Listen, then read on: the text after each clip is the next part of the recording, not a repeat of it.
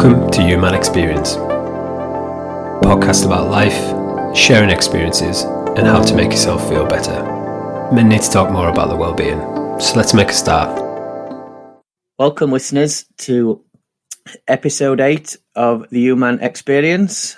Chris and I are here this week, and we're going to talk to you about pressure and how pressure can impact your mental health. So whether that's self-inflicted pressure that you put on yourself, pressure from sports, teams, school, your working life, peer pressure, social pressure, and anything in between, and just pressure that we felt on ourselves when we've been doing different activities and different things in our life, and how we sort of overcome them, and how we even questioned what his motivations were for doing these things.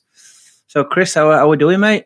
Yeah, I'm good, man. I'm looking forward to this topic because thinking about getting ready for the episode, I realised I've put myself under a load of pressure throughout the years, and for some stupid reasons, which I'm looking forward to digging into with you today, mate. Good stuff, mate. Well, why don't we kick it off then with one of those ridiculous reasons? We'll see how ridiculous it is. Yeah.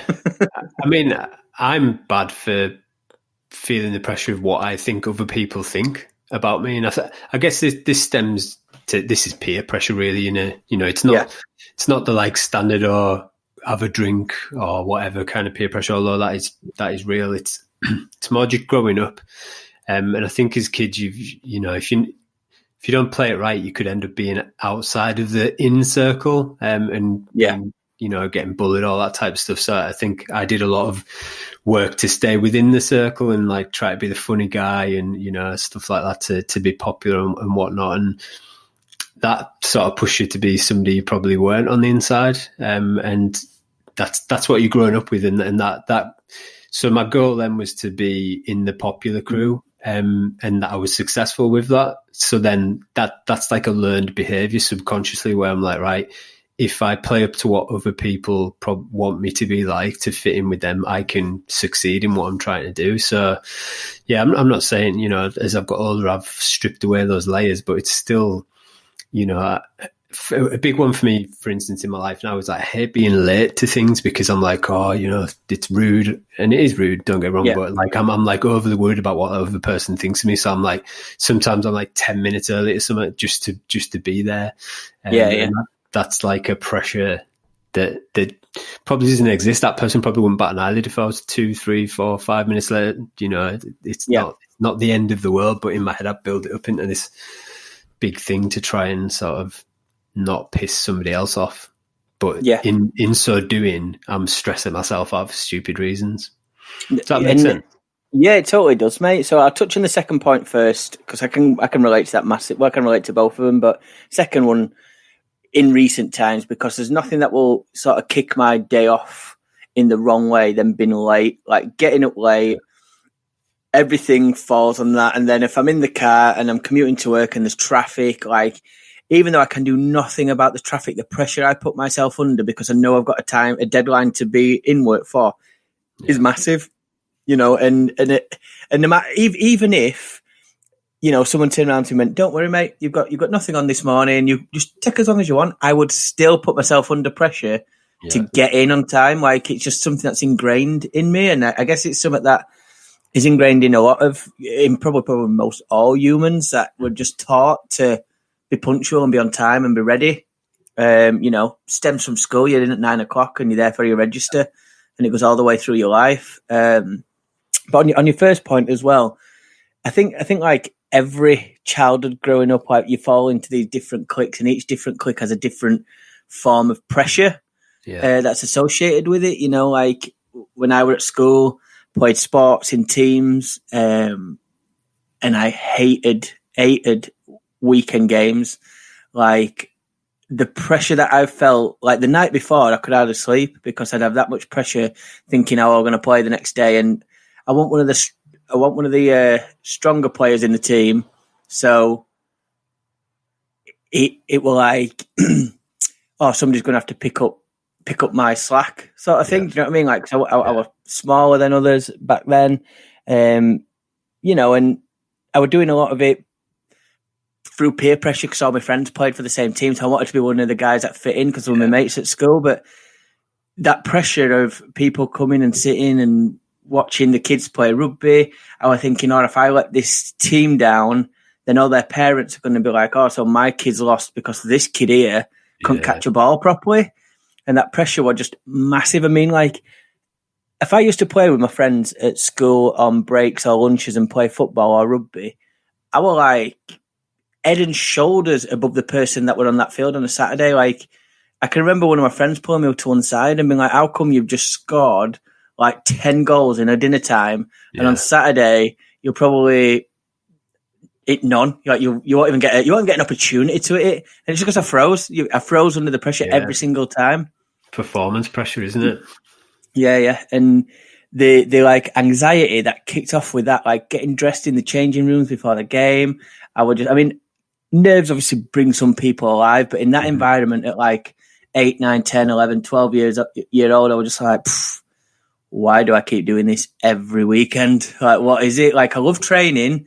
I loved training with my mates. It was a proper laugh. It was just us learning the game. I enjoyed being with my mates socially after the games. I enjoyed that team environment, that we're all one team and the badge on, but actually playing and parents shouting and screaming the kids on to get them tackled, do this, do that. And I was just like, who am I listening to here? I mean, my mum and dad were quite good with stuff like that. Like, my dad would give me his tips as every father would do to the son, like I will do to my son. But,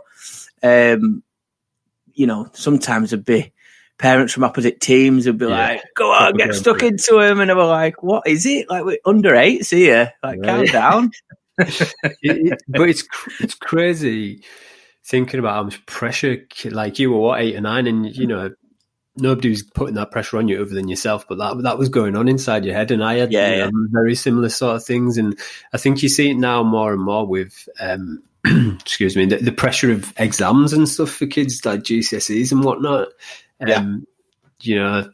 That's a lot of pressure to be. So we're bringing ourselves up, like, our bodies. By the time we become adults, our bodies are almost addicted to that feeling of pressure and those hormones that go around with it, because that's a learned behavior.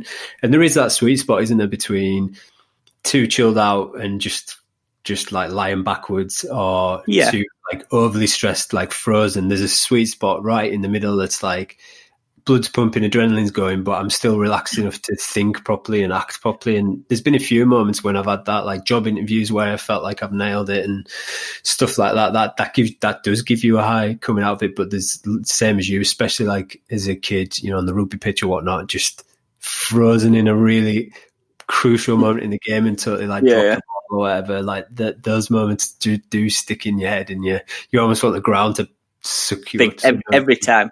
Every time I wanted it to eat me. But you touched on a good point there, because, like, for me, as I've gone through my life, and you'll know what I'm going to touch on in a bit, but through these times going through my life, it's almost like I can handle the pressure when it's something I want these days, because I'm an adult and I can recognise it. So if I want a job and I've got an interview, I know I'm going to have pressure with that. I know before I even sign the application form and send it off, Stu, you're putting yourself under pressure, and you need to prep yourself and be ready for it.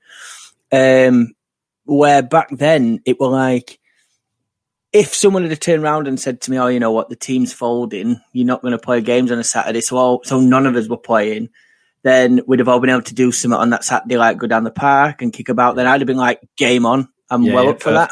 Yeah, it was just because I wanted to hang around with my mates that I were like putting myself through all that stuff. I didn't want to be like the odd one out, like when they're all talking about the game after and they've got like presentation evening, and I wouldn't be invited because I wasn't playing the game.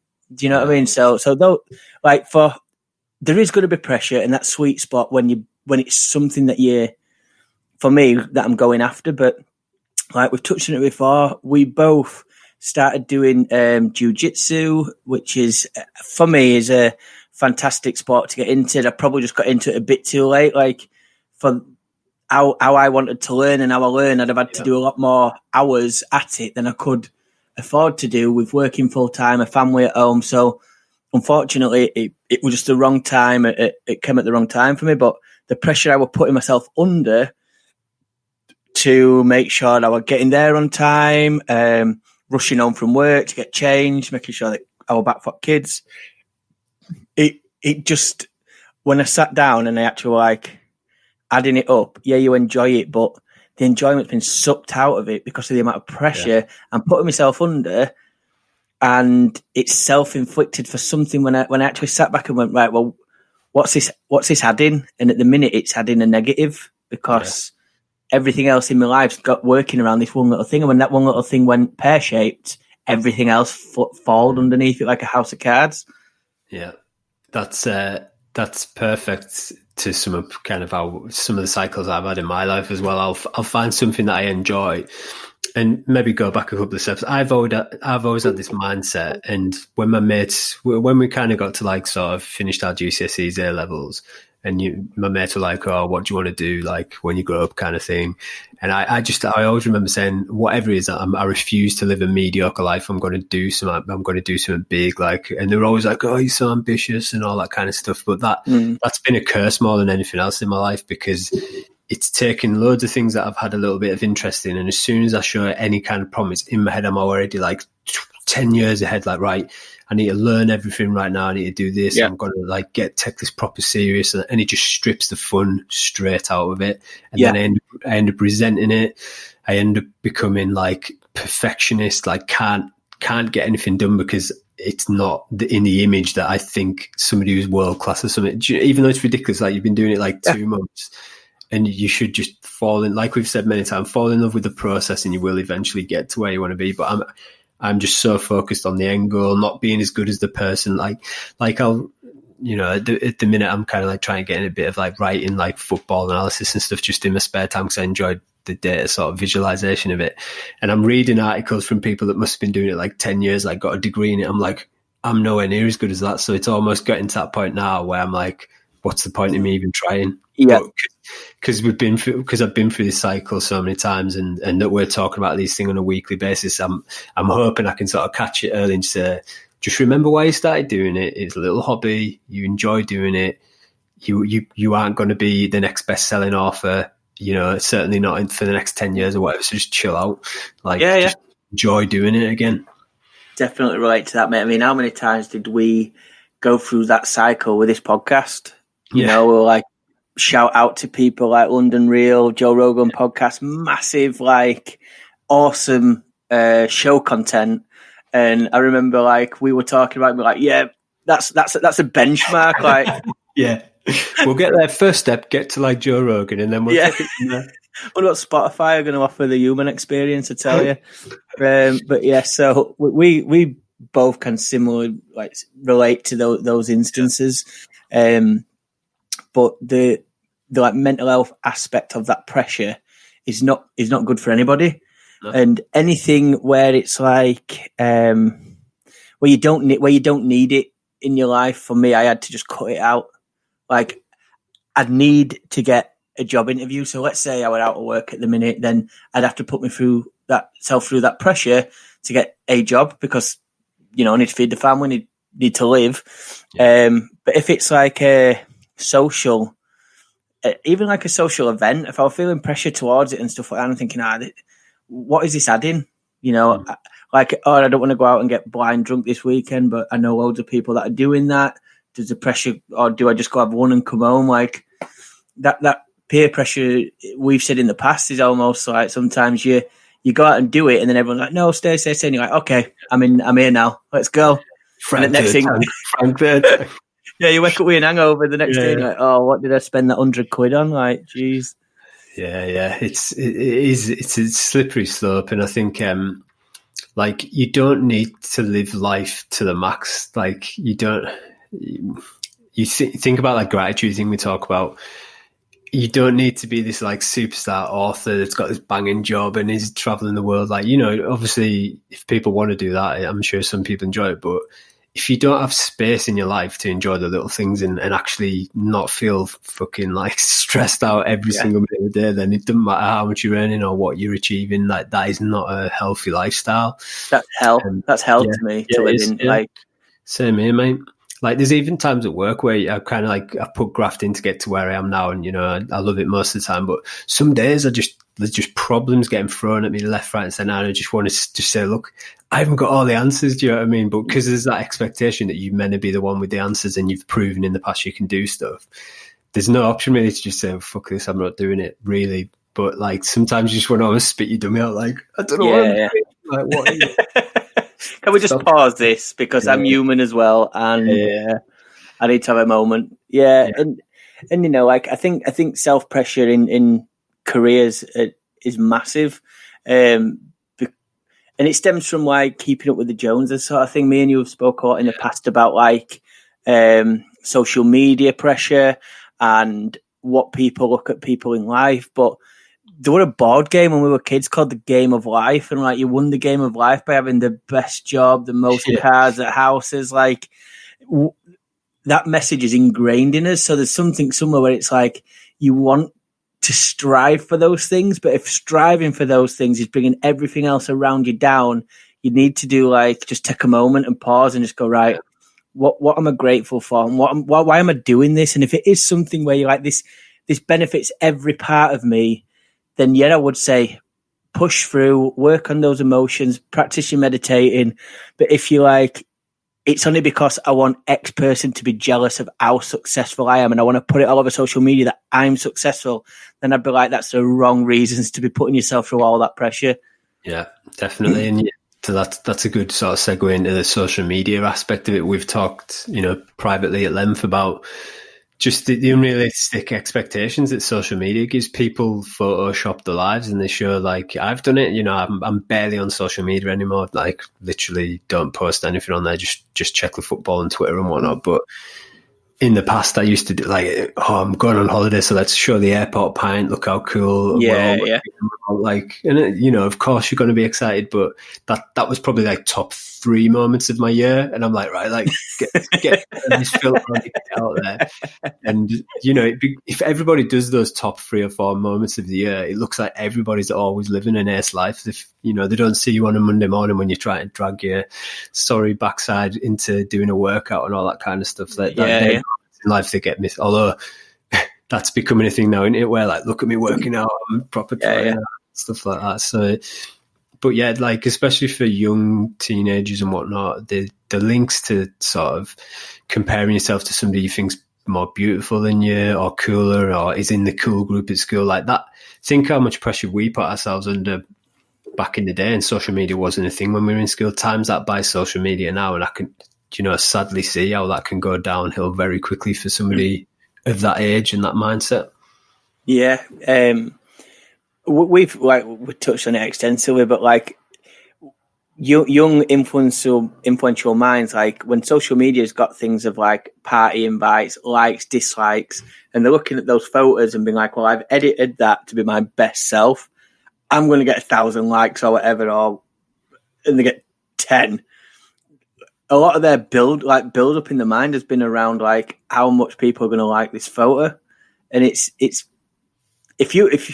fake, really, isn't it? Because you just edited everything around it and all stuff like that purely to under the pressure of you want your Facebook or whatever that is to be the top Facebook, and everyone think you've got this great life. I mean, there was a picture that I saw that were on Facebook, and it was a mirror with an apple in front of it. And at the back of the apple, a big chunk had been bitten out. And it was like, don't believe everything you see on social media, because what's behind the scenes isn't always what's in front of the scenes. Yeah. So like, a lot of people, a lot of celebrities who were posting, looking like that they're on top of the world, really inside were dying. And, there's been suicide rates over that. And the pressure those guys must be under to keep up that image is just ridiculous. And again, that's all because of how we've built our world. I mean, I think there's a lot of social media that me and you could go to town on, but what I always find frustrating is when you'll see like footballers, for example, and they're 19 and they've got millions of pounds and they go out on Lash and do something daft and then they're slated in paper. just walk out on a Saturday night into town when this pandemic's over and just see how many other idiot 19-year-olds doing something daft. And it's like the pressure those guys are under, and they're humans as well. They're just like us. Yeah. I know they get paid a hell of a lot of money, but still, like, let them live. Like, don't put them under so much pressure until they crack. It's so true, and like, you know, we've seen some sad examples over the last year of where you can see somebody, and to you it looks like they're living a great life, got the world at their feet, but then personal life is just a total mess, and they end up doing silly things and whatnot.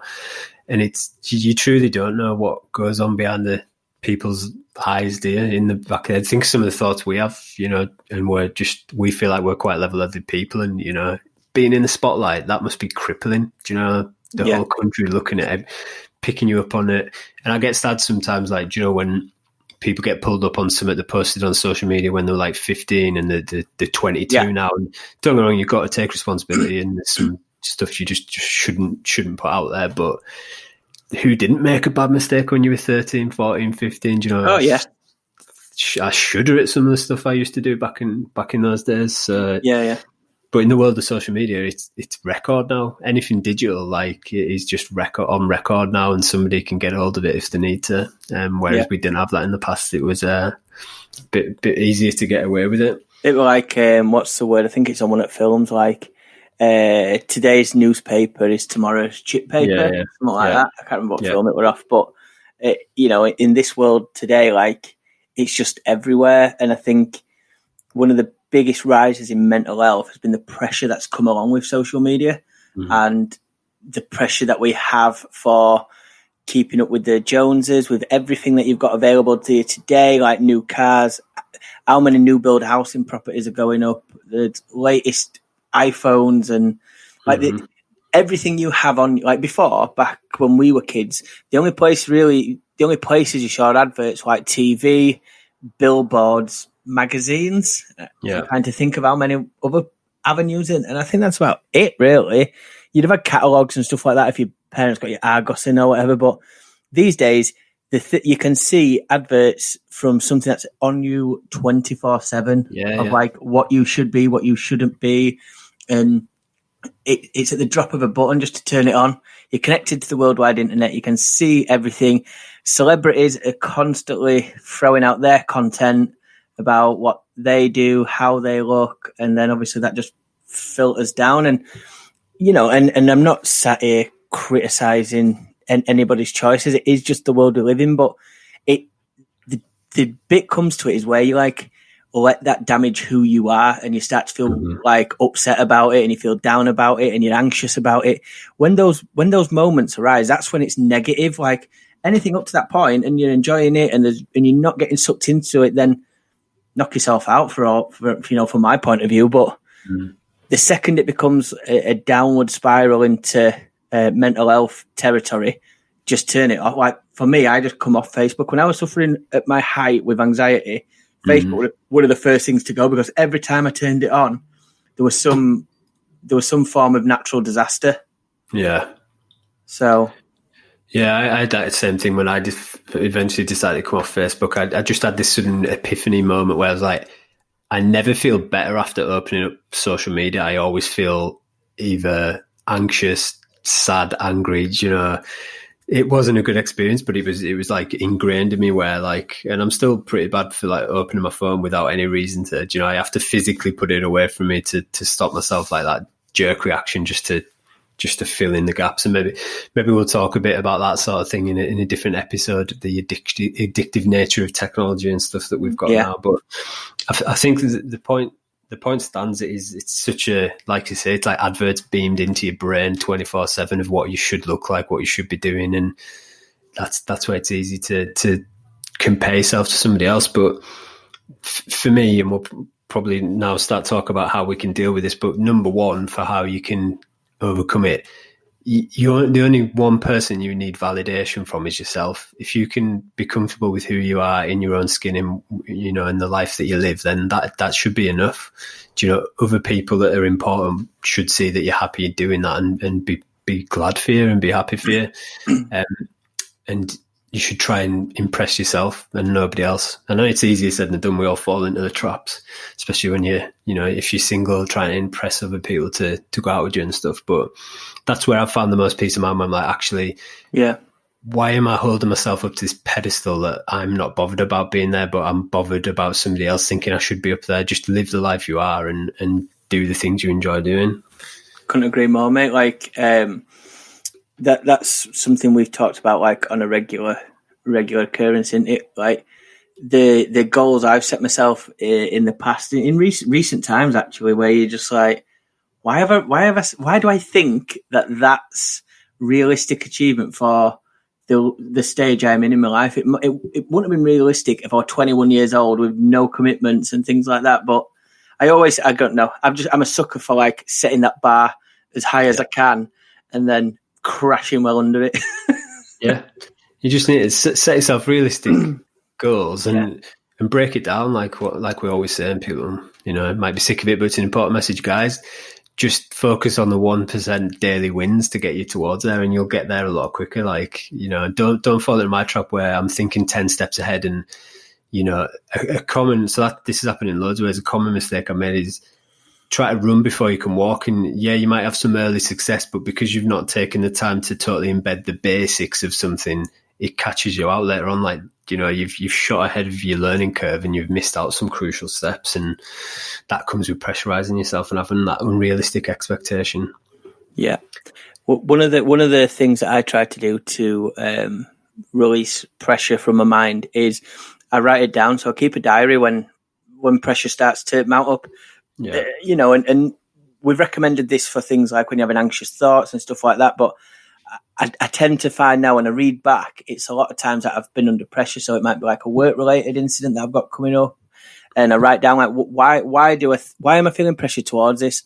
And it might be scenarios like, A, you think it's going to go pear-shaped, and then the knock-on effect too. And it's almost like ends up like a family tree where it's like a knock-on effect from that one thought, then sprouts off to 5 other things that are then bad going to happen to then each one of those things having 5 things.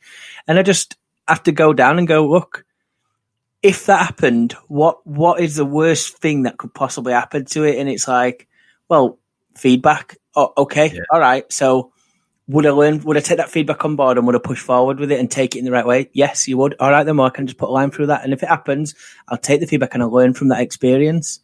Yeah. Cross out. So from me, writing down in like a diary on those little things as soon as I feel pressure, it sort of helps me, like, remove it out of my head, put it on a wall, so to speak, and look at it like, what's the word, objectively, and just plan my strategy of how I'm going to handle that pressure, rather than letting it just stew inside me, generating anxiety, generating stress. I'm snappy, irritable, and all those things can just be from your mind just telling you these tricks again once the pressure starts mounting and that ego starts gibbering away, like we spoke about in previous weeks. Yeah, and at the end of the day, what is actually that important? Is this thing you're worrying and pressurizing yourself about gonna matter in 3 months' time? Like, stupid examples, being late. Is that going to matter next week or tomorrow? Probably not. So why are you dragging yourself through the hedges to get that pressure on yourself? And I think that's, like you say, that's taking a step back, looking at it from a different perspective, and like, actually, this isn't worth making myself ill over. Very little things are in life, when you really drill it down. And like you say, if you get feedback on something, you take it on board, use it as a learning moment. Definitely. Everybody's going to make mistakes. Everybody will always make some mistakes. You just got to accept that and accept the times when you fail, but take the lessons out of it, and you can win next time because you've learned from it. Yeah, and everyone I've ever spoken to about this or heard on TV or whatever, it's like, what is the top of your list that you'd want? And it has to be health, because anything else without health is a null and void point. You could have all the money you want in the bank, but if you're bedridden, what is the point? Like, those silk sheets are all you're going to have. So health has to be the main thing. And if you're doing anything that detriments that, then to me, that house of cards is when my world falls down. Yeah, definitely. Well, the best saying is, it's not the years in your life that matter, it's the life that's in your years. Like, give me give me a shorter life but a more fuller life, I'd rather take that than like spending the last 20 years of your life just like holed up in a bed, just waiting for the inevitable to happen like that. Yeah. And that you like say, you've got to start with your health to enjoy anything else. And that's a simple thing that's fully in, probably the most in your control. Yeah, I appreciate people are born with different conditions and that, but in terms of like just getting a little bit fitter and healthier each day, you can go out on a walk. There's plenty of stuff we've talked about before that you can do that, and that's where it all starts. Positive steps. Yeah, because like another thing that I do is whenever I feel that pressure, I'll go out and walk, run, exercise, just something to get the blood pumping, clear the mind on something else. I've got music blurting out, so it's taking my mind off it. And sometimes once I finish, everything seems to flow smoother. Yeah. Like once I've cleared my thoughts with that, I've done something that's strenuous and hard physically, then the mind just seems to clear itself, and I can sort of then sometimes once I've done the workouts, that's when then I'll hit the diary and I'll be like, right, I wrote this either pre or post workout. What do I think of it now? Mm-hmm. And it just helps me be able to separate myself from my thoughts. Yeah, good shouts, Stu. And stop. Anybody's listening, just try and pick out moments in your day where you've got that voice playing in your head to put an unnecessary pressure on you, and think, would you put that pressure on somebody else? You probably wouldn't. So why are you putting it on yourself, and improve that relationship you've got with yourself, and try and be a cheerleader for yourself rather than like some nagging bastard of a boss, like saying, why aren't you doing this? Why aren't you doing that? Totally, mate. Totally. Well, I think that rounds up another weekly episode. I hope the listeners at home enjoyed it. I know I certainly enjoyed talking to you about it, mate. So this will wrap up our first season series, so to speak, of what the U-Man experience is about and what we wanted it to be about. The future weeks that are going to be coming up, we're going to be trying to get on another couple of topics that we enjoy talking about, which I hope you will all enjoy. But, we're wanting to talk about the full human experience, and hence the title of this podcast. So the underlying theme will always walk back to us supporting people with mental health and trying to help people feel better. But we just thought it might be good for you guys to hear us talk about some other topics that might be in the news or anything like that we are interested in, because some of what I think are our best topics are just what we shoot from the hip on a daily basis when we have a little chat about something we've seen in the news. Yep, definitely. Looking forward to getting stuck into it with you, mate. Awesome. Well, thank you very much. See you later. See you later, bud. All done. Nice one. Yeah, good. If as the weeks have gone on and become more conversational, the time just flies. Like I remember episode 1, I was like, "Oh my god, we're going to run out of stuff to talk about." Like it's 10 minutes. Stuff. It's 10 minutes in. I know. We've done all that best material. I was going to bring that up. I was going to bring it up in this week. I can't remember when. It was about pressure. So I was going to say, look, the pressure we put ourselves. So if you listen to episodes 1, probably 3. They're to me the ones where I'd love to go record them now. I'd go back and go, right, now you're getting it, because the pressure we put ourselves under then were just ridiculous versus now when we're a lot more like it. Just we've cut out a lot of the show notes that we're like focusing too much on getting stuff in rather than just going with the flow and letting it happen. So that concludes this week's episode. Chris and I would like to thank you for listening. Please subscribe and leave us a review to help our community grow. You'll find links to our social media and any other resources discussed in this episode in our show notes.